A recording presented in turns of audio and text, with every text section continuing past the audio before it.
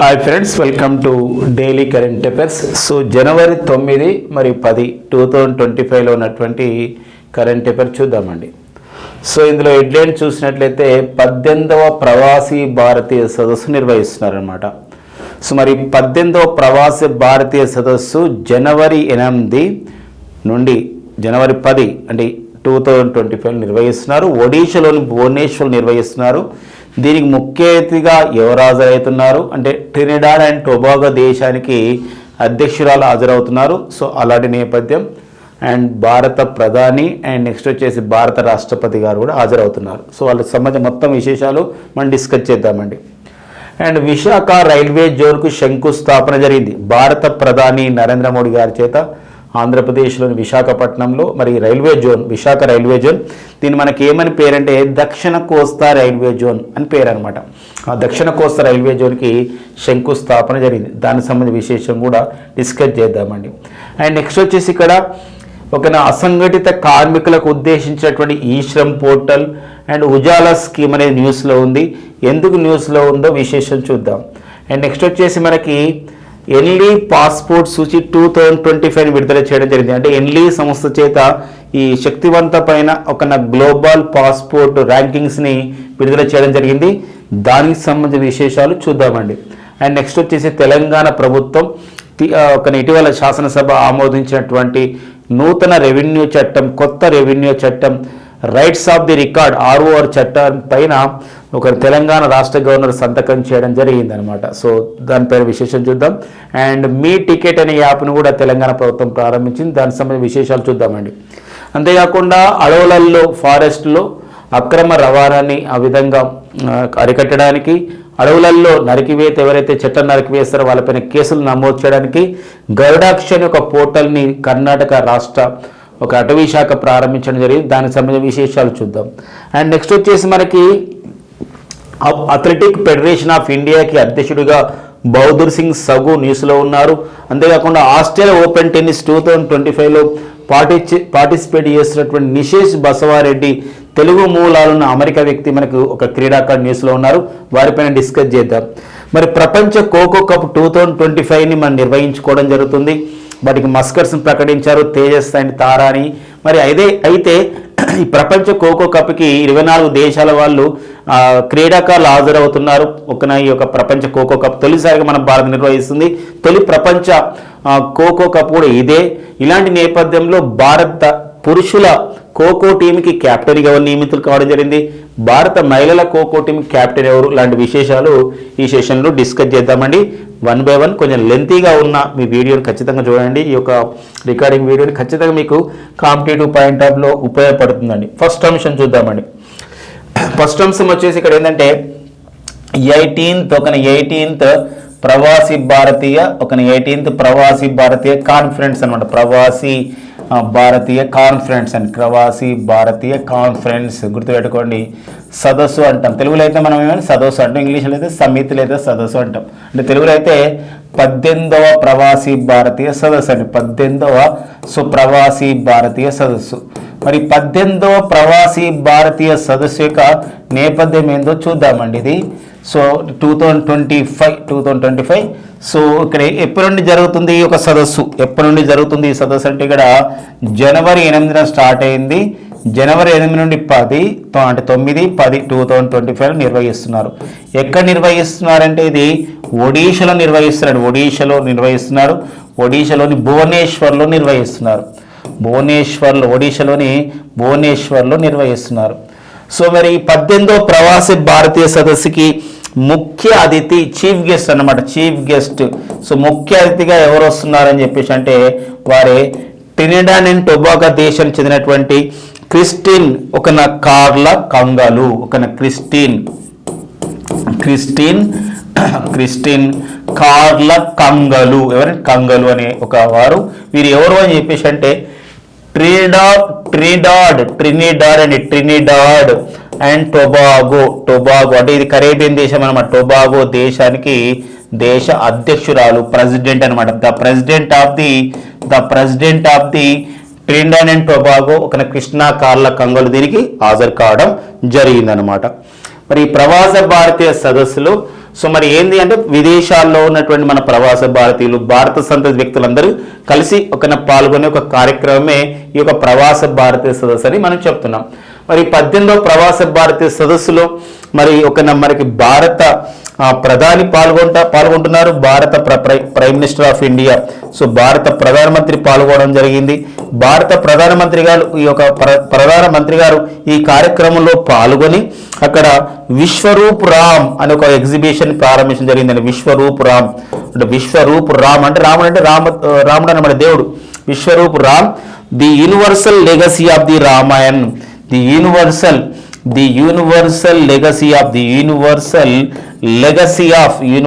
Legacy అన్నమాట.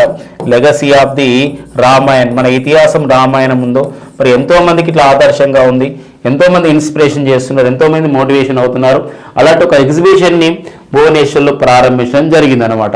అంతేకాకుండా ఈ రోజున మరి 18వ ప్రవాస భారతీయ సదస్సు జనవరి 10న ముగింపు సందర్భంగా సో మనకి వివిధ దేశాల్లో ఉన్నటువంటి 27 మంది ప్రవాస భారతీయులు భారత సంతతి వ్యక్తులకి ప్రవాసీ భారతీయ సమ్మాన్ పురస్కారాన్ని ఇస్తున్నారు. ప్రవాసీ భారతీయ సమ్మాన్ పురస్కారాలని అందజేస్తున్నారు అనమాట. కాబట్టి ఇక్కడ ఒకరికిద్దరికి ఇస్తే మనం మొత్తం పేరు గుర్తుపెట్టుకోవాలి.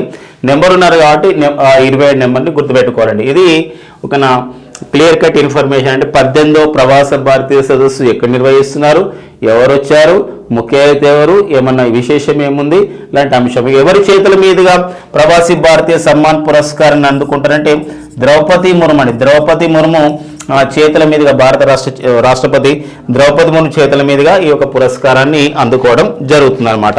ఇక నెక్స్ట్ వచ్చేసి మరి 18వ ప్రవాసీ భారతీయ సదస్సు యొక్క సదస్సు అంటే జనవరి 9 ప్రతి సంవత్సరం కూడా మనం జనవరి 9ని ప్రవాస భారతీయ దినోత్సవం జరుపుకుంటాం. కారణం ఏంటంటే మహాత్మా గాంధీ గారు 1893లో దక్షిణాఫ్రికా వెళ్తారు ఒక కేసును వాదించడానికి. అంతేకాకుండా మరి గాంధీ గారు దక్షిణాఫ్రికాలో ఒక 21 ఇయర్స్ పాటు అక్కడే ఉండి 1915లో 1915 సంవత్సరంలో జనవరి 9న మరి భారతదేశం రావడం జరుగుతుందన్నమాట.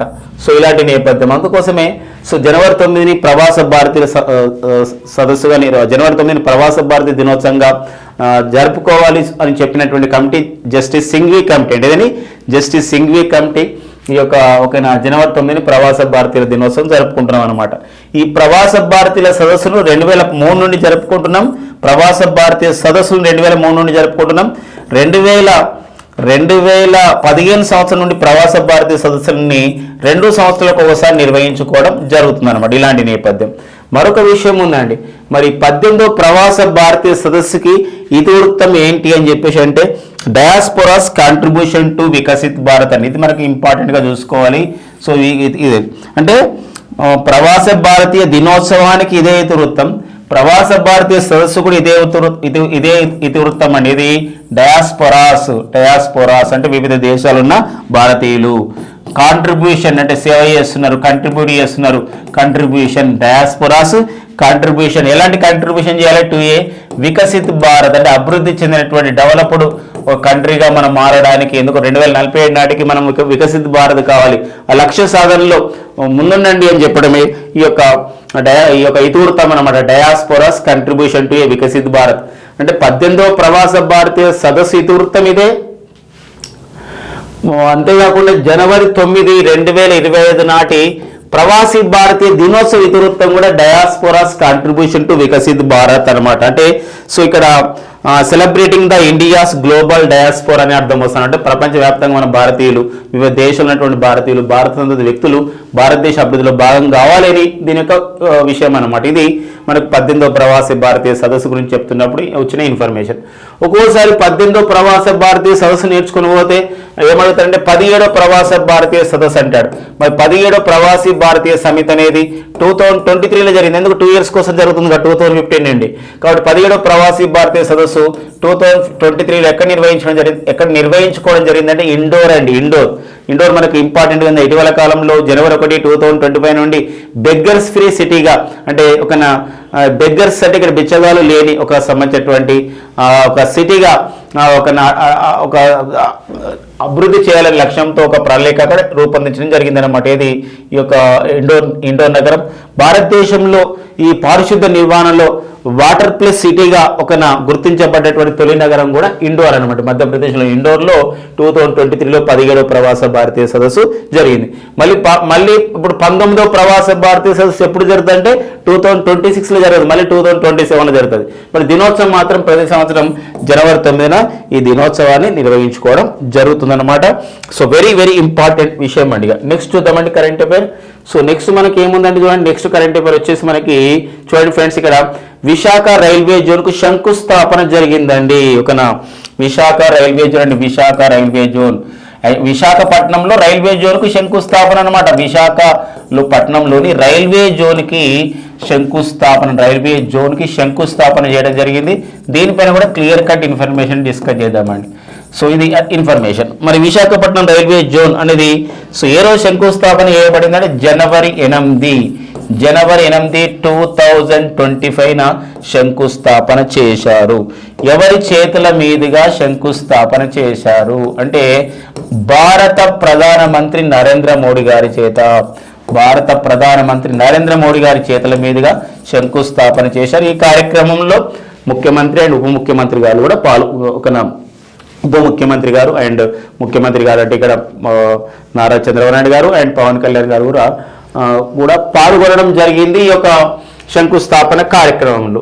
మరి విశాఖపట్నంలో ఏర్పాటు చేసినట్టు రైల్వే జోన్కి ఏమని పేరు అంటే, ఇప్పుడు మన దగ్గర సికింద్రాబాద్ రైల్వే జోన్ ఉంటుంది, దీన్ని ఏమంటారండి మనకి దక్షిణ మధ్య రైల్వే జోన్, ఒక సౌత్ సెంట్రల్ రైల్వే అంటాం.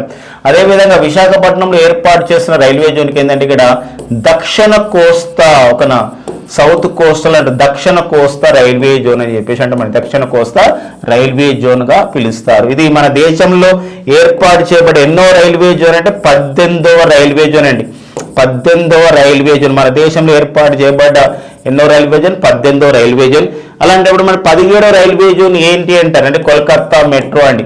కోల్కతా మెట్రో రైలు వ్యవస్థ ఏదైతే ఉందో ఒకరైతే మనం 2010లోనే ప్రకటించారు. ఈ మెట్రో రైలు వ్యవస్థను 17వ రైల్వే జోన్గా పిలుస్తున్నారు. ఓకేనా? సో ఆ పాయింట్ గుర్తుపెట్టుకోవాలి.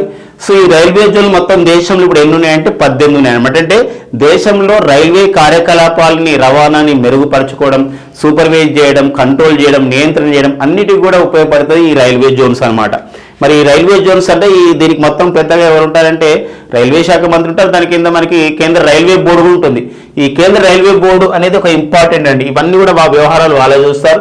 ప్రజెంట్ కేంద్ర రైల్వే బోర్డు అంటే సెంట్రల్ రైల్వే బోర్డు అని చెప్పేసి ఉంది ప్రజెంట్. మరి సెంట్రల్ రైల్వే బోర్డుకి కేంద్ర రైల్వే బోర్డు లేదా సెంట్రల్ రైల్వే బోర్డుకి ఎవరు చైర్మన్ గా పనిచేస్తున్నారు అని చెప్పేసి అంటే సతీష్ కుమార్ గారు పనిచేస్తున్నారండి. సతీష్ కుమార్ అనేవారు ప్రజెంట్ కేంద్ర రైల్వే బోర్డుకి చైర్మన్ గా పనిచేస్తున్నారండి. ఓకేనా? ఆ విషయం గమనించండి. అండ్ నెక్స్ట్ వచ్చేసి మరొక అంశం ఉందండి. సో మనకి ఇండియన్ ఆయిల్ కార్పొరేషన్ లిమిటెడ్ కూడా సో మనకి మరొక సతీష్ కుమార్ వేరే సతీష్ కుమార్ ఒక రైల్వే వారు ఐఓసిఎల్ అంటే ఇండియన్ ఆయిల్ కార్పొరేషన్ లిమిటెడ్కు చైర్మన్ గా పనిచేస్తున్నారు. వీరొకరు కాదండి. అండ్ సెంట్రల్ రైల్వే బోర్డుకి చైర్మన్ గా ప్రజెంట్ పనిచేస్తున్న వారు సతీష్ కుమార్ గారు. ఇంకొక విషయం ఉందండి, ఇందులో స్టాక్ ఇన్ఫర్మేషన్ ఉంది. సెంట్రల్ రైల్వే బోర్డుకి చైర్మన్ గా పనిచేసినటువంటి ఫస్ట్ ఉమెన్ ఉంది. ఆమె రిటైర్మెంట్ కూడా కావడం జరిగింది. తొలి మహిళ. ఆమె పేరు వచ్చేసి ఇక్కడ ఎవరంటే జయవర్మ సిన్హా అండి. ఎవరంటే జయవర్మ సిన్హా. సెంట్రల్ రైల్వే బోర్డుకి చైర్పర్సన్ గా పనిచేసిన తొలి మహిళ ఎవరు అని చెప్పేసి అంటే ఎవరంటే జయవర్మ సిన్హా. సో ఆ నేపథ్యాన్ని కూడా చూసుకోవాల్సినటువంటి అవసరము ఉంటుందండి. ఇది విశాఖ రైల్వే జోన్కు శంకుస్థాపన విషయంలో వచ్చినటువంటి సమాచారం. మరి ప్రజెంట్ కేంద్ర రైల్వే శాఖ మంత్రి ఎవరు అని చెప్పేసినప్పుడు అతను ఐటీ శాఖ మంత్రిగా ఉన్నారు. సమాచార ప్రసార శాఖ మంత్రి కూడా పనిచేస్తున్నారు. వారే అశ్విని వైష్ణవ్ అండి. ప్రజెంట్ మరి కేంద్ర రైల్వే శాఖ మంత్రిగా ఎవరు పనిచేస్తున్నారంటే అశ్విని వైష్ణవ్ అండి. రైల్వే శాఖ మంత్రిగా పనిచేసిన తొలి మహిళ అంటే ఎవరు తెలుసండి? మమతా బెనర్జీ గారు. వారు మన పశ్చిమ బెంగాల్కి ముఖ్యమంత్రిగా పనిచేస్తున్నారు. తృణమూల్ కాంగ్రెస్ పార్టీకి చెందినవారు. ఒక అంశం అన్నమాట, ఇలా డిస్కస్ చేసుకోవాల్సిన అవసరం ఉంది. ఒక విశాఖ రైల్వే జోన్కు శంకుస్థాపన జరిగిన నేపథ్యం ఎప్పుడు జరిగింది, ఏంటి విశేషాలు అనేది మొత్తం కూడా ఇంపార్టెన్స్గా చూసుకోవాలి. ఇదే జనవరి 8న సో మరొక కార్యక్రమం కూడా చాలా ఇంపార్టెంట్ అండి మనకు. ఏంటా మరొక కార్యక్రమం అంటే సో భారత ప్రధానమంత్రి నరేంద్ర మోడీ గారి చేత మరొక కార్యక్రమాన్ని కూడా శంకుస్థాపన జరిగింది. ఎన్నో అంటే జనవరి 8, 2025 సో జనవరి 8 గుర్తుపెట్టుకుని ఫ్రెండ్స్, ఇక్కడ ఇంతలో డిస్కస్ చేసినాం. జనవరి 8, 2025 సో ఎన్నో కార్యక్రమాలకు రూపకల్పన జరిగిన నేపథ్యంలో మరి ఆ రోజు విశాఖపట్నం కేంద్రంగా మరికొన్ని వాటికి కూడా శంకుస్థాపన, కొన్ని వర్చువల్ ద్వారా ప్రారంభోత్సవాలు జరిగిన నేపథ్యం ఉంది. ఇలాంటప్పుడు మరి భారతలోనే India's first green hydrogen hub, భారతదేశంలో తొలి అన్నమాట తొలి గ్రీన్ హైడ్రోజన్ అంటే హరిత హైడ్రోజన్ అంటామండి. హరిత హైడ్రోజన్ అంటే ఏంటంటే ప్రకృతికి హాని చేయిందని అర్థం వస్తుంది అనమాట. హరిత హైడ్రోజన్ హబ్బుని అంటే హైడ్రోజన్ ఇంధనాన్ని తయారు చేసే ఒక హబ్బుని విశాఖపట్నం దగ్గర ఉన్నటువంటి అనకాపల్లి జిల్లా పూడిమడక దగ్గర ప్రారంభించడం జరిగింది. పూడిమడక దగ్గర దీన్ని అక్కడ ఎన్టీపీసీ వాళ్ళు నిర్మిస్తున్నారు. ఎన్టీపీసీ అంటే నేషనల్ థర్మల్ పవర్ కార్పొరేషన్ వాళ్ళు నిర్మిస్తున్నటువంటి గ్రీన్ హైడ్రోజన్ హబ్ కూడా అక్కడ ఏర్పాటు చేయడం జరిగింది. ఇది కూడా ఏ రోజున జరిగింది ఈ కార్యక్రమం అంటే జనవరి 8, 2025 జరిగింది. వెరీ వెరీ ఇంపార్టెంట్ అండి. India's first green hydrogen hub ఎక్కడ కలదు? India's first green hydrogen hub అనేది ఎక్కడ కలదు అంటే అది మనకి ఇప్పుడు విశాఖపట్నంలో దగ్గరలో అనకాపల్లి జిల్లా పూడిమడక దగ్గర కలదు. ఒక 1.85 crores అండి, అంటే 1,85,000 అనమాట. 1,00,000 చూడండి కుదరండి, 1,00,000 అండి, 1,85,000 కోట్లు, 85,000 కోట్ల రూపాయలతో దీని నిర్మాణం అనేది చేస్తున్నారు ఎన్టీపీసీ వాళ్ళు. ఈ హైడ్రోజన్ అనేది ఎందుకు చేస్తున్నారంటే ఒక కార్యక్రమం ఉంది. ఈ హైడ్రోజన్ గ్రీన్ హైడ్రోజన్ అనేది మనకు ఒక ఇంధనంగా ఉపయోగపడుతుంది. ఇది ఒక హరిత ఇంధనం, ఎలాంటి ఒక కార్బన్ ఉద్గారాలు విడుదల కావడం లేదు ఇంధనం వాడడం వల్ల. మరొకటి ఏంటంటే ఇది ఎకో ఫ్రెండ్లీ, పర్యావరణ హితమైంది. అంతేకాకుండా మన గ్లోబల్ వార్మింగ్ లేకుండా, గ్రీన్ హౌస్ గ్యాసెస్ లేకుండా ఉంటుంది కాబట్టి ఇది పర్యావరణానికి ఎకో ఫ్రెండ్లీగా ఉంటుంది. ఎకో ఫ్రెండ్లీ ఎన్విరాన్మెంట్గా ఫ్యూయల్గా పిలుస్తాం. గమనించాల్సిన అవసరం ఉంటుంది. ఎందుకోసం అంటే ఈరోజు మనం లక్ష్యం పెట్టుకున్నాం ఏంటంటే జనవరి 4, 2023 మన భారత ప్రభుత్వం గవర్నమెంట్ ఆఫ్ ఇండియా మన కేంద్ర మంత్రి మండలి ఒక నేషనల్ గ్రీన్ హైడ్రోజన్ మిషన్ ఏర్పాటు చేసింది. నేషనల్ గ్రీన్ హైడ్రోజన్ మిషన్ ఏర్పాటు చేసింది. ఈ నేషనల్ గ్రీన్ హైడ్రోజన్ మిషన్ ని ఏర్పాటు ద్వారా ఏంటంటే 2030 నాటికి సుస్థిరాభివృద్ధి లక్ష్యాలని మనం చేరుకోవడానికి పెట్టిన గడువు కూడా సుమారు 2030 సుస్థిరమైనటువంటి ఇంధనం ఇవ్వాలని ఒక ప్రధానమైన లక్ష్యం ఉంది. కాబట్టి 2030 నాటికి ఈ నేషనల్ గ్రీన్ హైడ్రోజన్ మిషన్ ద్వారా గ్రీన్ హైడ్రోజన్ మిషన్ ద్వారా జాతీయ హరిత హైడ్రోజన్ మిషన్ ద్వారా 5 మిలియన్ మెట్రిక్ టన్నుల మెట్రిక్ టన్నుల యొక్క సంబంధించినటువంటి సామర్థ్యంతో ఉన్నటువంటి ఒక గ్రీన్ హైడ్రోజన్ మనం ఉత్పత్తి చేయాలనేటువంటి లక్ష్యాన్ని పెట్టుకోవడం జరిగింది. ఆ కార్యక్రమంలో దీన్ని నిర్మించడం జరిగింది. అంతేకాదు మన భారతదేశంలో ఇటీవల కాలంలో లడ్డాక్ అనే ప్రాంతంలో మన కేంద్రపాలిత ప్రాంతం లడ్డాక్లో అయితే గ్రీన్ హైడ్రోజన్తో నడిచే ఒక బస్సుని సర్వీసెస్ కూడా ప్రారంభించడం జరిగింది అనమాట. మన భారతదేశంలో కూడా ఇప్పుడు ఈ యొక్క టయోటా అనే కంపెనీ వాళ్ళు అయితే మిరాయ్ అనే పేరుతో ఒక హైడ్రోజన్ కారును కూడా ప్రవేశపెట్టడం జరిగింది. ఇక ప్రపంచంలో మనం చూసినట్లయితే జర్మనీ దేశం అయితే హైడ్రోజన్ రైలుని ప్రవేశపెట్టినటువంటి తొలి దేశంగా నిలిచింది. చైనా దేశం హైడ్రోజన్ ఇంధనంతో నడిచే రైలును ప్రవేశపెట్టిన రెండవ దేశంగా, భారత్ యాక్చువల్గా 2024 చివరిలో హైడ్రోజన్ ఒక రైలును ప్రవేశపెడతామని అనుకుంది. కానీ ఇప్పుడు 2025లో ప్రవేశపెడతామని చెప్పేసి కూడా అశ్విని వైష్ణవ్ గారు ప్రకటించడం జరిగిందనమాట. ఇది మనకి గ్రీన్ హైడ్రోజన్ సంబంధించిన ఇన్ఫర్మేషన్ అండి. ప్రతి పాయింట్ కూడా ఇంపార్టెంట్. మనకి సైన్స్ అండ్ టెక్నాలజీ అప్డేట్స్ విషయంలో ఇది చాలా ఉపయోగపడుతుంది. ఈ సైన్స్ అండ్ టెక్నాలజీ అప్డేట్స్ అనేది ఓన్లీ అంటే పొడిమడక ఉంది, అనకాపల్లి ఉంది, ఆంధ్రప్రదేశ్ ఎగ్జామ్స్ రాసేవాళ్ళు అనుకోకండి. ఆంధ్రప్రదేశ్తో పాటు తెలంగాణ కాంపిటేటివ్ ఎగ్జామ్స్ రాసేవాళ్ళు నేషనల్ లెవెల్లో ఉన్నటువంటి సైన్స్ అండ్ టెక్నాలజీగా ఇది గుర్తుపెట్టుకోవాల్సిన అవసరం అనేది ఉంటుంది ఫ్రెండ్స్. ఇంకా సో ఇప్పుడు నెక్స్ట్ వచ్చేసి మరొక సంబంధించినటువంటి ఒక కరెంట్ అఫైర్కి వెళ్దామండి. సో అది వచ్చేసి మనకి ఒక కేంద్ర ప్రభుత్వ కార్యక్రమాల పైన ఉంది. ఏంటా కేంద్ర ప్రభుత్వ కార్యక్రమాలు అంటే ఒకటి ఈ శ్రమ్ పోర్టల్. శ్రమజీవులండి, కష్టజీవులు. ఎవరా కష్టజీవులు అని చెప్పేసి అంటే ఇక్కడ అసంఘటిత కార్మికులు, అందరూ కష్టజీవులు, అందులో అసంఘటిత కార్మికులు. అసంఘటిత కార్మికులు అంటే అర్థం ఏంటంటే ఇక్కడ అసంఘటిత కార్మికులు అంటే ఏంటంటే సంవత్సరం అంతా వీళ్ళకి పని ఉండదండి. సో సీజనల్ వర్కర్స్ అన్నమాట వీళ్ళందరూ. ఈ అసంఘటిత కార్మికులకి ఉపాధి ఇంపార్టెంట్, ఒక్కోసారి సంవత్సరం అంతా ఇంపార్టెంట్గా ఉంటుంది. ఒక్కోసారి ఏదైనా విపత్తులు వచ్చినప్పుడు, ఒక మహమ్మారులు వచ్చినప్పుడు, కరోనా టైంలో మరి ఎంతమంది ఈ అనార్గనైజ్డ్ లేబర్స్ అనేది చాలా వాళ్ళు బాధపడిన నేపథ్యం ఉంటుంది. అలాంటి నేపథ్యంలో ఈ అసంఘటిత కార్మికుల సంక్షేమం గురించి కేంద్ర ప్రభుత్వం కేంద్ర కార్మిక శాఖ మినిస్ట్రీ ఆఫ్ ది లేబర్ అన్నమాట. కేంద్ర కార్మిక శాఖ ఈ శ్రమ్ పోర్టల్ని ఏర్పాటు చేసింది. ఎప్పుడు ఏర్పాటు చేసిందంటే August 26, 2021 ఏర్పాటు చేసింది. ఈ అసంఘటిత కార్మికులు ఎవరైతే ఉన్నారో వారు వివిధ ప్రాంతాల్లో ఉంటారు, కొందరు వలస కూలీలుగా ఉంటారు. వాళ్ళందరూ కూడా ఈ శ్రమ్ పోర్టల్కి వెళ్ళి వాళ్ళ ఆధార్ కార్డు, వాళ్ళ డీటెయిల్స్ అంతా చెప్తే వాళ్ళ కష్ట సమయంలో వాళ్ళకి కొంచెం సహాయం పడుతుంది భారత ప్రభుత్వం. అలాంటిదన్నమాట. అయితే అది ఇంగ్లీష్లో ఉంటుంది. అందుకోసం ఇప్పుడు మన భారత ప్రభుత్వం, మన కేంద్ర కార్మిక శాఖ వాళ్ళు ఏం చేశారంటే 22 భారతీయ భాషలలో దీన్ని అందుబాటులోకి తేవడం జరిగింది. 22 భారతీయ భాషల్లో అందుబాటులోకి తేవడం జరిగిందనమాట. ఈ విషయాన్ని ఎవరు ప్రకటించారంటే కేంద్ర కార్మిక శాఖ మంత్రి అయినటువంటి మన్సుఖ్ మాండవీయ. ఎవరండి? మన్సుఖ్ మాండవీయ ప్రజెంట్ కేంద్ర కార్మిక శాఖ మంత్రిగా వీరు పనిచేస్తున్నారు. మరి కేంద్ర క్రీడల శాఖ మంత్రి కూడా పనిచేస్తున్నటువంటి మన్సుఖ్ మాండవీయ సో ఈ విషయం చెప్పడం జరిగింది. సో ప్రతి పాయింట్ ఒక క్లియర్ కట్గా మీరు రాసుకొని ఖచ్చితంగా ఎగ్జామ్లో మనం ఎలా వచ్చినా కూడా ఆన్సర్ చేయగలుగుతామండి, నో డౌట్ అండి. ఓకేనా? నెక్స్ట్ చూద్దాం. మరొక కార్యక్రమం ఉంది. ఇంకోటి ఏముంది?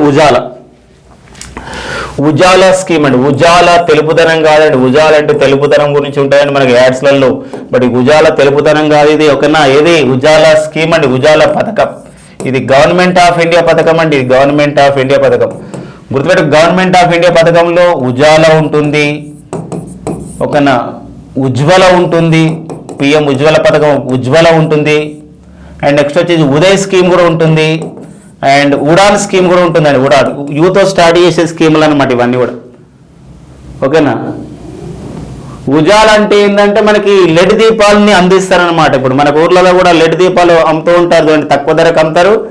ఇంకొకటి ఏంటంటే ఎక్కువ వెలుతురు ఇస్తుంది, అంటే తక్కువ విద్యుత్తుని వాడుతుంది, తక్కువ విద్యుత్ ఉంటుంది, తక్కువ విద్యుత్ వాడుకుంటాం, ఎక్కువ వెలుతురు వస్తుంది. లెడ్ దీపాలు, ఈ లెడ్ దీపాలను అందజేస్తారనమాట ఈ యొక్క ఉజాల ద్వారా. మరి ఈ పథకం ఎప్పుడు ప్రారంభించారు? ఉజాల పథకం అంటే దీనిపైన ఒక్క నిమిషంలో చెప్పుకున్నది అయిపోగానే. సో ఉజాల ఎప్పుడు స్టార్ట్ చేశారంటే January 5, 2015లో ప్రారంభించారు. January 5, 2015లో ప్రారంభించారు ఈ యొక్క ఉజాల పథకం. అంటే ఇప్పుడు January 5, 2025 నాటికి 10 సంవత్సరాలు పూర్తయింది. 10 years కంప్లీట్ అయింది, 10 సంవత్సరాలు పూర్తయింది. అందుకే న్యూస్లో ఉంది. ఈ ఉజాల పథకం ద్వారా ఇప్పటి వరకు భారతదేశంలో 36 కోట్ల లెడ్ దీపాలని అందజేయడం జరిగింది. లెడ్ దీపాలండి, లెడ్ బల్బ్స్ని. లెడ్ అంటే లైట్ ఎమిటింగ్ డయోడ్ అంటారండి. ఒకసారి అబ్రివేషన్ కూడా వచ్చింది. లెడ్ అంటే అర్థం ఏంటంటే light abbreviation, light emitting diode అంటారు. ఒకసారి LCD అబ్రివేషన్ కూడా వచ్చింది.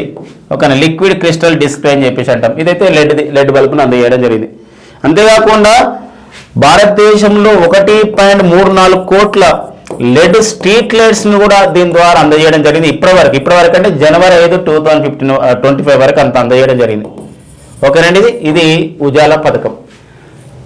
సో ఇట్లా భారతదేశంలో లెడ్ దీపాలని అందజేసే కార్యక్రమం, వీధి దీపాలను అమర్చే కార్యక్రమం, ఈ స్ట్రీట్ లైట్స్ని అమర్చే కార్యక్రమం ఏంటంటే ఇది ఉజాలా పథకం అండి. ఉజాలా అంటే ఒక అబ్రివేషన్ ఉందండి.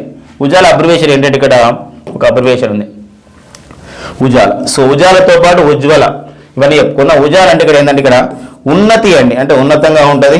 జ్యోతి అంటే వెలుతురు వస్తుంది. ఉన్నతి జ్యోతి ఫర్ ఎలా ఉంటుందంటే అందరికి అందుబాటులో ఉంటుంది. అందరికి అందుబాటులో అని ఏమంటారు? అఫోర్డబుల్ అంటారు. అఫోర్డబుల్ సరసమైన అర్థం వస్తుంది. ఉన్నతి జ్యోతి అఫోర్డబుల్. ఎల్ అంటే ఏంటంటే లెడ్ దీపాలు అందరికి వస్తాయి అన్నమాట, ఫర్ ఆల్. సో ఇది గుర్తుపెట్టుకోండి. Unnati Jyoti of affordable LEDs for all అని చెప్పేసి అంటామాట. ఇది ఒక ఉజాల యొక్క అబ్రివేషన్. సో ప్రతి పాయింట్ ఇంపార్టెంట్. ఇప్పుడు చూద్దామండి. నెక్స్ట్ మనం ఇంతకు డిస్కస్ చేశాం కదా, ఉజాల అనేది లెడ్ దీపాల పథకం. ఉజ్వల అంటారండి, ఉజ్వల పథకం. ఉజ్వల అంటారు దీన్ని పిఎం ఉజ్వల యోజన అని, PMUY కూడా అంటారు. PMUY ప్రధానమంత్రి ఉజ్వల యోజన. ఇంకొకటి ఏంటి? ఉదయ్ స్కీమ్.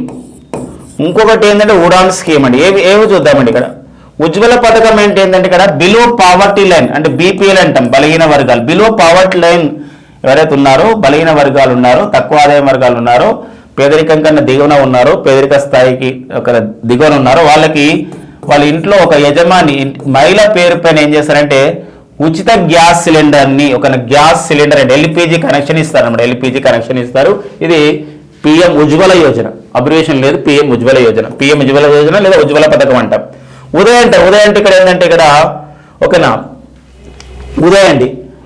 ఈ ఉదయం అంటే ఎందుకంటే ఏంటంటే ఇక్కడ ఉజ్వల్ డిస్కమ్ అజురెన్స్ యోజన, ఓకేనా. Ujjwal DISCOM assurance Yojana, Ujwal DISCOM assurance Yojana అంటే రాష్ట్ర ప్రభుత్వాలు అంటే స్టేట్స్ సో ఈ యొక్క విద్యుత్ పంపిణీ చేస్తున్నప్పుడు నష్టాలు వస్తాయి. ఈ ట్రాన్స్కో జెన్కో ద్వారా ఒక్కోసారి వచ్చినప్పుడు అంటే పశుకల్ ట్రాన్స్కో ద్వారా విద్యుత్ పంపిణీ చేస్తున్నప్పుడు ట్రాన్స్మిషన్ కమిషన్ ద్వారా నష్టాలు వస్తాయి. ఆ నష్టాన్ని కేంద్ర ప్రభుత్వం భరిస్తుంది, లోన్లు ఇస్తుంది. అదే ఉజ్వల్ డిస్కమ్ అజురెన్స్ యోజన అంటారు. ఉదయం అంటే ఏంటంటే Ujwal DISCOM assurance Yojana, Ujwal DISCOM assurance Yojana. Udan అంటారు. ఉడాన్ కార్యక్రమం ఏంటంటే ఇది కేంద్ర పౌర విమానయాన శాఖ కార్యక్రమం. సో మరి కేంద్ర పౌర విమానయాన శాఖ అంటే యూనియన్ సివిల్ ఏవియేషన్ మినిస్టర్ అండి. ప్రజెంట్ మన తెలుగు వారే ఉన్నారు, చిన్న వయసులో 36 ఇయర్స్ వయసులో కేంద్ర పౌర విమానయాన శాఖ మంత్రిగా, కేంద్ర మంత్రిగా ప్రజెంట్ పనిచేస్తున్నారు.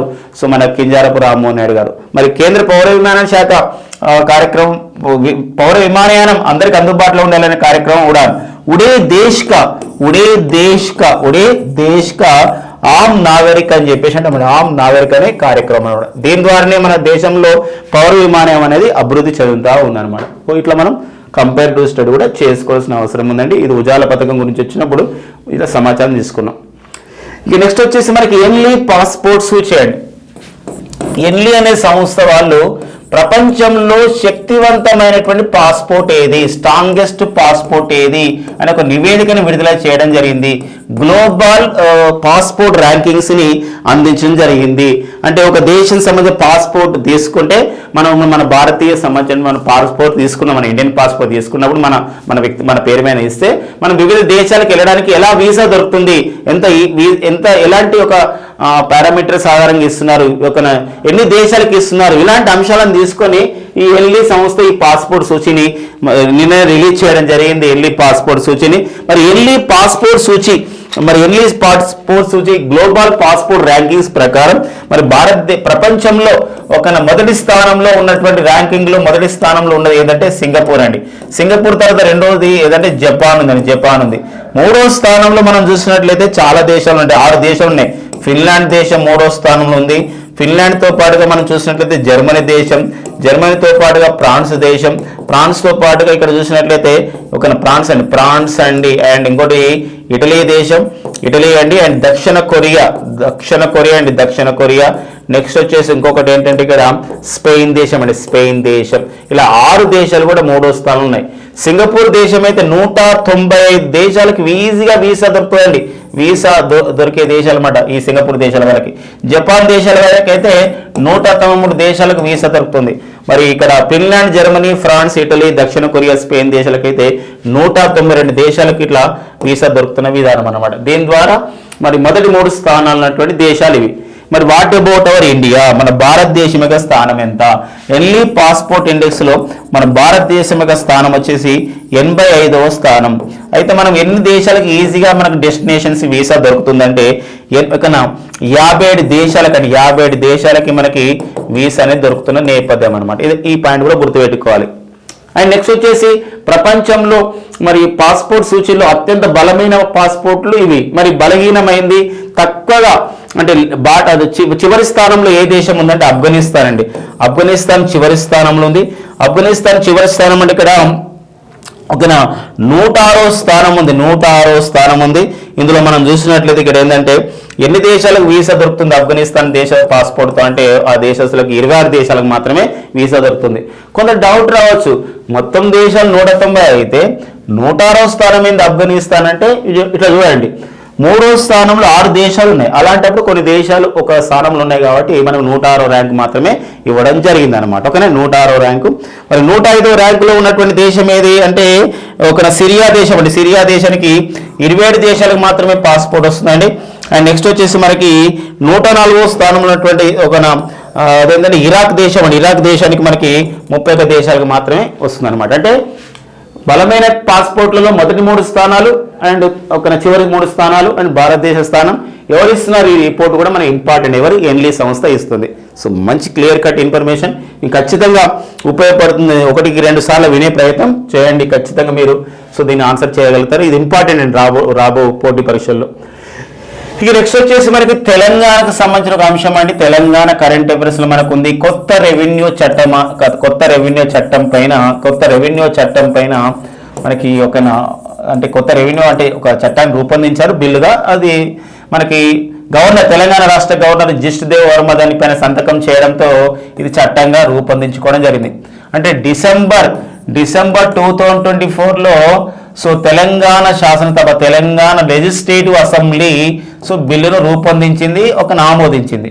తర్వాత జనవరి 9 అంటే నిన్న 2025 ఈ బిల్లు పైన గవర్నర్ గారు సంతకం చేయడం జరిగింది. గవర్నర్ గారు సంతకం చేయడంతో ఇది చట్టంగా మారిపోయింది. సో మరి ఇది తెలంగాణ రాష్ట్ర రెవెన్యూ శాఖ దీన్ని అమలు చేయబోతుంది, ఈ బిల్లుని, ఈ చట్టాన్ని.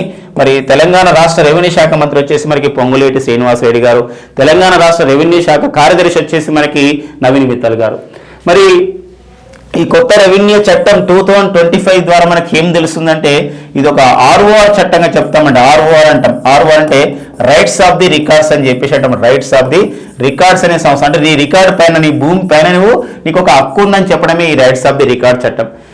దీని ద్వారా ఏం తీసుకురాబోతుందంటే భూభారతి పోర్టల్ తీసుకురాబోతున్నారని చెప్పొచ్చాను. ఇక భూభారతి పోర్టల్, సో కొందరంటూ భూమాత పోర్టల్ అని, మొత్తానికైతే భూభారతి చట్టం, భూభారతి పోర్టల్ని తీసుకురాబోతున్నారు. ఎట్లయితే ధరణి పోర్టల్ స్థానంలో ఈ యొక్క చట్టం ద్వారా ఏం తీసుకురాబోతారంటే భూభారతి పోర్టల్ తీసుకురాబోతారని చెప్పి చెప్తున్నారు. ఇక ఆ డేట్ ఫిక్స్ కాలేదన్నమాట.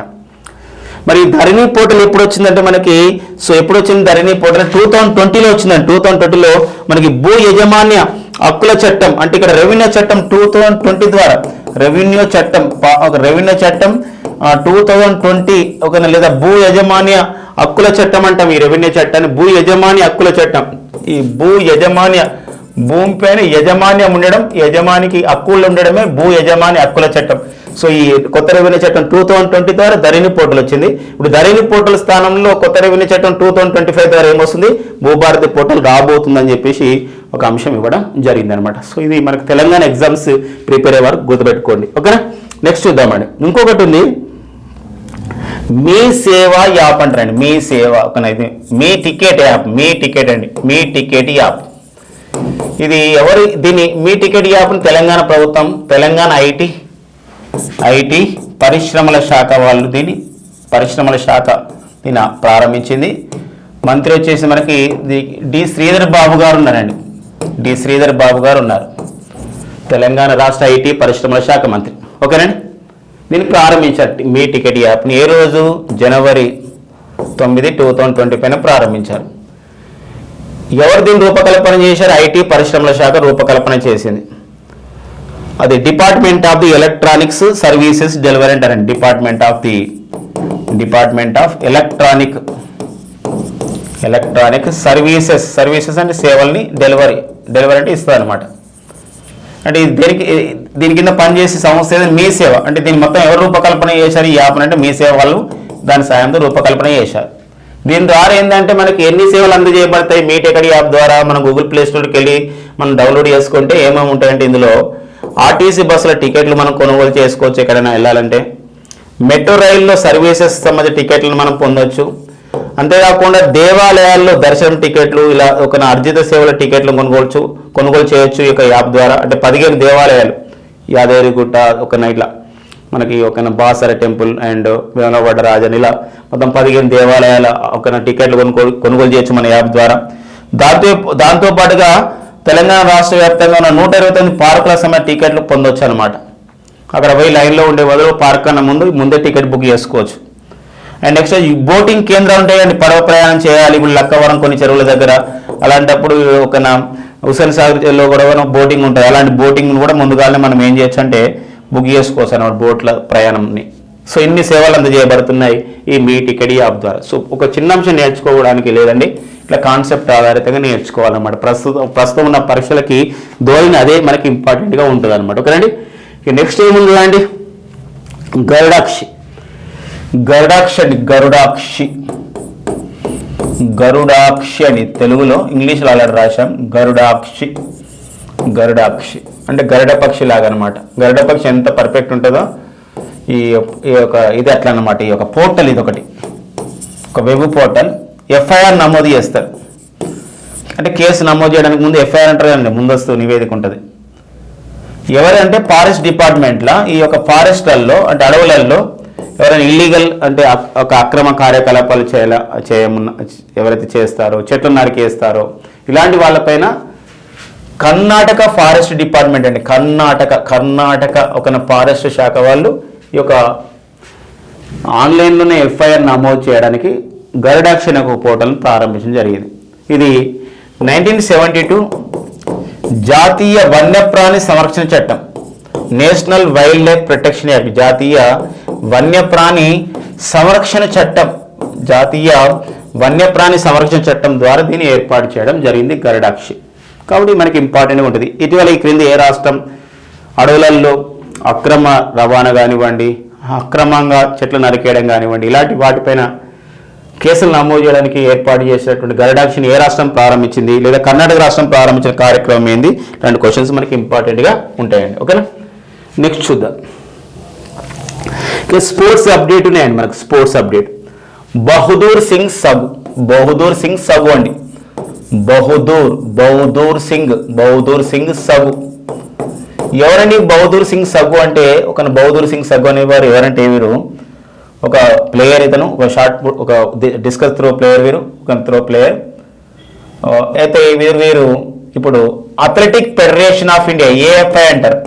మన భారతదేశం అథ్లెటిక్స్ ఏవైతే ఉన్నాయో అన్నిటికీ అథ్లెటిక్స్ సమాఖ్యకి నిర్వహించుకోవడానికి, క్రీడాకారులపైన ఒక సమన్వయం చేయడానికి ఈ అథ్లెటిక్ ఫెడరేషన్ ఆఫ్ ఇండియా ఉంది. ఈ అథ్లెటిక్ ఫెడరేషన్ ఆఫ్ ఇండియాకి నూతన అధ్యక్షుడు, నూతన అధ్యక్షుడు ఎవరు అని చెప్పేసి వారే సో బహదూర్ సింగ్ సగు. ఎవరండి? బహదూర్ సింగ్ సగు. ఆ పాయింట్ గుర్తుపెట్టుకోండి. నెక్స్ట్ వచ్చేసి మరొక క్రీడాకారులు మనకు న్యూస్లో ఉండండి. వారు వచ్చేసి నిశేష్ బసవారెడ్డి. మనకు నితీష్ కుమార్ రెడ్డి గారు తెలుసండి, మొన్ననే ఒక బార్డర్ గవాస్కర్ ట్రోఫీలో మరి సెంచరీ చేశాడు. మొన్న మనకి ఆస్ట్రేలియాలో జరిగిన బార్డర్ గవాస్కర్ ట్రోఫీ టెస్ట్ మ్యాచ్లో మన తెలుగువాడు, మన ఆంధ్రప్రదేశ్ వారు సో మరి నితీష్ కుమార్ రెడ్డి గారు. కానీ ఇక్కడ అతని క్రికెటర్. మరి ఇతను ఎవరు? మరి నిశేష్ బసవారెడ్డి అంటే తెలుగు మూలాలు ఉన్నటువంటి అంటే వీళ్ళ పూర్వీకులు ఎవరంటే, అంటే వీళ్ళ అమ్మ నాన్న ఎవరంటే మనోళ్ళు అనమాట, ఇక్కడ పుట్టిన వాళ్ళు. తెలుగు మూలాలు ఉన్నటువంటి అమెరికాలో పుట్టాడు, బట్ అమ్మ నాన్న మాత్రం ఇక్కడ వాళ్ళు. ఇక్కడ అంటే నెల్లూరుకు చెందినవారు. మరి వీరు ఎందుకు న్యూస్లో ఉన్నారంటే ఇతను టెన్నిస్ క్రీడాకారుడు. టెన్నిస్లో అంతర్జాతీయ స్థాయికి ఎదగడం జరిగింది. ఫ్రెండ్స్, మనందరూ తెలుసు ఒక సంవత్సరంలో మనకి 4 టెన్నిస్ టోర్నమెంట్లు పెద్ద జరుగుతాయి. వాటిని మనం ఏమంటామంటే గ్రాండ్ స్లామ్ అంటాం. ఆ గ్రాండ్ స్లామ్లో ఏముంటాయంటే Australia open grand slam title అంటారు, ఫస్ట్ జరుగుతుంది ఈ సంవత్సరంలో. తర్వాత ఫ్రెంచ్ ఓపెన్ జరుగుతుంది, ప్యారిస్లో జరుగుతుంది ఫ్రెంచ్ ఓపెన్. తర్వాత వింబుల్డన్ అనేది లండన్లో జరుగుతుంది, వింబుల్డన్ ఓపెన్. అండ్ నెక్స్ట్ వచ్చేసి యుఎస్ ఓపెన్ జరుగుతుంది. ఇందులో ఇప్పుడు ప్రజెంట్ జరిగేది ఆస్ట్రేలియా ఓపెన్ టెన్నిస్ 2025. ఇది మెల్బోర్న్లో జరుగుతుంది, ఆస్ట్రేలియాలోని. ఈ మెల్బోర్న్లో సింగిల్స్ పురుషుల సింగిల్స్కి తను ఎంపిక కావడం జరిగింది అనమాట. ఇక మ్యాచెస్కి ఎంపిక కావడం జరిగింది. మరి ఒక ప్రముఖ వ్యక్తితో నోవాక్ జోకోవిచ్ లాంటి సెర్బియా క్రీడాకారుతో తలబడబోతున్నాడు నిశేష్ బసవారెడ్డి, మన తెలుగు మూలాలు ఉన్నటువంటి అమెరికా వ్యక్తి అనమాట. అందుకోసమే నిశేష్ బసవారెడ్డి మనకు న్యూస్లో ఉండడం జరిగింది. ఇక నెక్స్ట్ ఏముందండి, ప్రపంచ ఖోఖో కప్ అండి. మరి ఈ నెలలోనే మొదటి ప్రపంచ ఖోఖో కప్ అండి. మొదటి ప్రపంచ kho kho cup, first world kho kho cup అండి. ఖోఖో అనే టోర్నమెంట్ అనమాట. ఖోఖో ఆటకు సంబంధించిన ఒక టోర్నమెంట్ జనవరిలో 13 రోజు స్టార్ట్ కాబోతుంది. మరి మన భారతదేశం ఫస్ట్ టైం మనమే నిర్వహిస్తున్నాం. మన న్యూఢిల్లీ మరియు నోయిడా కేంద్రంగా నిర్వహిస్తున్నారు. దీనికి మస్కట్లను ఆల్రెడీ ప్రకటించారండి. మస్కట్ వచ్చేసి ఇక్కడ ఒక తేజస్ అండ్ తారా అనే మస్కట్లను ప్రకటించారు. దీనికి ప్రచారకర్తగా మొదటి ప్రపంచ ఖోఖో కప్కి ప్రచారకర్తగా బాలీవుడ్ నటుడైనటువంటి సల్మాన్ ఖాన్ అండి. సల్మాన్ ఖాన్ సో వీరు ఉన్నారు. సో మరి ఇటీవల సల్మాన్ ఖాన్ కొన్ని థ్రెడ్స్ కూడా వచ్చాయి కదండి ఇక్కడ బిష్ణోయ్ నుండి, అంటే అక్కడ గతంలో కృష్ణ జింకని సో సంబంధించినటువంటి కేసులో మరి అలాంటి నేపథ్యం సల్మాన్ ఖాన్ గారు ప్రజెంట్ మన బాలీవుడ్ హీరో, వీరు ప్రచారకర్తగా పనిచేస్తున్నారు. అయితే ఈ మొదటి ప్రపంచ ఖోఖో కప్ 2025 మరి 24 దేశాల క్రికెట్ 24 దేశాల ఖోఖో ఒక టీంలు ఇందులో పాల్గొనబోతున్నారు. 24 దేశాల ఖోఖో ప్లేయర్స్ ఇందులో పాల్గొనబోతున్నారు. మరి 24 దేశాల ఖోఖో టీంలు అంటే 24 దేశాల ఖోఖో ప్లేయర్ పాల్గొంటున్నారు మొదటి ప్రపంచ ఖోఖో కప్లో. సో మన భారత్ ఒక పురుషుల టీం పాల్గొంటుంది, భారత పురుషుల టీం ఖోఖో టీం, అండ్ భారత మహిళల టీం కూడా పాల్గొంటుంది. భారతదేశం యొక్క మహిళల ఖోఖో టీం కూడా పాల్గొంటుంది, మహిళల ఖోఖో టీం కూడా పాల్గొంటుంది. అయితే మరి దీనికి క్యాప్టెన్గా ఎవరున్నారు, అది మనకి ఇంపార్టెంట్ అండి. ఎవరున్నారు మరి భారత పురుషుల టీంకి క్యాప్టెన్ వచ్చేసి ఇక్కడ ప్రతీక్ వాలీకర్ అండి. ప్రతీక్ వాలీకర్ అండ్ పురుషుల టీం సంబంధించినటువంటి క్యాప్టెన్ వచ్చేసి ప్రతీక్ వాలీకర్. అయితే కోచ్ దీనికి ఎవరున్నారు మన భారత పురుషుల టీం కోచ్ కొంటే ఇక్కడ సుమిత్ భాటియా అండి. ఎవరండి? సుమిత్ భాటియా ఉన్నారు. ఓకేనా, సుమిత్ భాటియా అండి. అండ్ భారత మహిళల టీంకి క్యాప్టెన్ ఎవరంటే అశ్విని. సో అశ్విని గారు ఉన్నారు. మరి ఇక క్షమించండి, భారత మహిళల టీంకి క్యాప్టెన్ వచ్చేసి ఇక్కడ ప్రియాంక హింగ్లే అండి. ఎవరంటే ప్రియాంక హింగ్లే ఉన్నారు. సో భారత మహిళల టీం క్యాప్టెన్. అండ్ కోచెస్ భారత మహిళల టీం కోచెస్ ఎవరున్నారంటే ఇక్కడ అశ్విని గారు ఉన్నారండి. సో ఇది మనకి క్లియర్ కట్గా ఉన్నటువంటి ఇన్ఫర్మేషన్ అండి, చాలా చాలా ఇంపార్టెంట్ అండి. సో మనకి ఎగ్జామినేషన్లో అడగదగ్గటువంటి పాయింట్ అనమాట. అంతేకాకుండా మరొక విషయం అండి, ఇక్కడ పురుషుల ఛాంపియన్షిప్ పురుషులు గెలిచారనుకోండి ఏం ట్రోఫీ ఇస్తారంటే నీలిరంగు ట్రోఫీ ఇస్తారండి. అండ్ మహిళల ఛాంపియన్షిప్ గెలిచిన వారికి ఏంటంటే ఇక్కడ గ్రీన్ ట్రోఫీ ఇస్తారు. చూడండి, బ్లూ ట్రోఫీ, నీలం ట్రోఫీ కాదండి, నీలం ట్రోఫీని ఎవరికి ఇస్తారు? ఏ టీం వాళ్ళకి గెలిచిన వాళ్ళకి ఇస్తారంటే ఇక్కడ ఒక మేల్ అనమాట, అంటే మెన్ ఛాంపియన్షిప్ ని గెలిచిన వారికి నీలం ట్రోఫీ ఇస్తారు. ఒక గ్రీన్ ట్రోఫీని ఎవరికి ఇస్తారంటే ఇక్కడ ఉమెన్ అన్నమాట, ఉమెన్ గెలిచిన ఎవరైతే టీం ఉంటారో వాళ్ళకి గ్రీన్ ట్రోఫీ ఇస్తారు. గుర్తుపెట్టుకొని ఈ పాయింట్ కూడా అడిగే అవకాశం ఉంటుంది. ఓకేనా, ఇది మనకి ప్రపంచ ఖోఖో ఛాంపియన్షిప్ గురించి ఉన్నటువంటి సమాచారం. ఇక దీంతో పాటుగా మరికొంత మనకు ఒక బుక్ మనకు న్యూస్లో ఉందండి ఈరోజు. ఒక ఓన్ యువర్ బాడీ అనే ఒక ఉందన్నమాట, ఒక పుస్తకం. ఓన్ యువర్ బాడీ, మనకు మన శరీరాన్ని మన ఆరోగ్యాన్ని బాగా చూసుకోవాలి అనే విషయంతోనే ఒక ఫేమస్ వైద్యుడైనటువంటి ప్రొఫెసర్ శివకుమార్ సరీన్ రాశారండి ఈ పుస్తకం. ప్రొఫెసర్ శివకుమార్ సరీన్ అనేవారు రాశారు ఈ పుస్తకం. మనకు ప్రధానంగా ఈరోజు న్యూస్లో ఉంది, ఓన్ యువర్ బాడీ అనే పుస్తకం అనమాట. ఓకేనండి, సో ఇది మనకు. దాంతో పాటుగా మరొక అంశం న్యూస్లో ఉంది మనకి ఐఎండి అండి. ఇండియన్ మెటీరియలాజికల్ డిపార్ట్మెంట్ అంటాం, అంటే భారత వాతావరణ శాఖ. ఇండియన్ మెటీరియలాజికల్ డిపార్ట్మెంట్ మరి ఒక భారత వాతావరణ శాఖ. మరి ఏ సంవత్సరంలో ఏర్పాటు చేశారు ఈ వాతావరణ శాఖ అంటే బ్రిటిష్ వారి కాలంలోనే ఏర్పాటు చేశారు. 1875 జనవరి 15 ఏర్పాటు చేశారు. అంటే ఇప్పుడు 2025 జనవరి 15 నాటికి ఏమైందంటే 150 సంవత్సరాలు పూర్తయిన 150 ఇయర్స్ కంప్లీట్ అవుతున్నాయి. ఈ కార్యక్రమంగా మనం ఐఎండి వాళ్ళు ఒక ప్రత్యేకమైన సదస్సు నిర్వహిస్తున్నారు భారత వాతావరణ శాఖ వాళ్ళు. మరి భారత వాతావరణ శాఖ అనేది ministry of the earth sciences, కేంద్ర భూ పరిజ్ఞానం మంత్రిత్వ శాఖ పరిధిలో పనిచేస్తుంది. మరి భారత వాతావరణ శాఖకి ప్రజెంట్ డైరెక్టర్ జనరల్ వచ్చేసి మనకి మృత్యుంజయ మహాపాత్ర అంటారండి. మృత్యుంజయ మహాపాత్ర అని పిలుస్తారండి. వీరు ఎంతో విశేషంగా కృషి చేస్తున్నారు ఈ యొక్క వాతావరణ శాఖని అభివృద్ధి చేయడంలో. మరి వీరు చేసిన కృషికి గాను మృత్యుంజయ మహాపాత్రని సైక్లోన్ మ్యాన్ ఆఫ్ ఇండియా, తుఫాన్లని అంచనా వేయడంలో ఈ యొక్క శాటిలైట్ టెక్నాలజీ ద్వారా వీరు దిగ్గజులు అన్నమాట. ఎవరు? మృత్యుంజయ మహాపాత్ర, ఫేమస్ పర్సనాలిటీ. అందుకోసమే ఇవన్నీ సైక్లోన్ మ్యాన్ ఆఫ్ ఇండియా అని చెప్పేసి అంటాం. అంటే భారత వాతావరణ శాఖ మన భారతదేశానికి వాతావరణ సమాచారం అందించదు. మన దక్షిణాసియా దేశాలు, సౌత్ ఏషియన్ కంట్రీస్ కూడా వాతావరణ సమాచారాన్ని అందిస్తుంది. నేపాల్, భూటాన్, బంగ్లాదేశ్ వాళ్ళకి మయన్మార్, శ్రీలంక, మాల్దీవుల దేశం వాళ్ళకు కూడా, మారిషస్ దేశం వాళ్ళకు కూడా వాతావరణ సమాచారాన్ని అందిస్తుంది అనమాట. సో ఇవ్వండి మనకి జనవరి 9 మరియు 10 2025 ఉన్న current affairs. Thank you friends and all the best.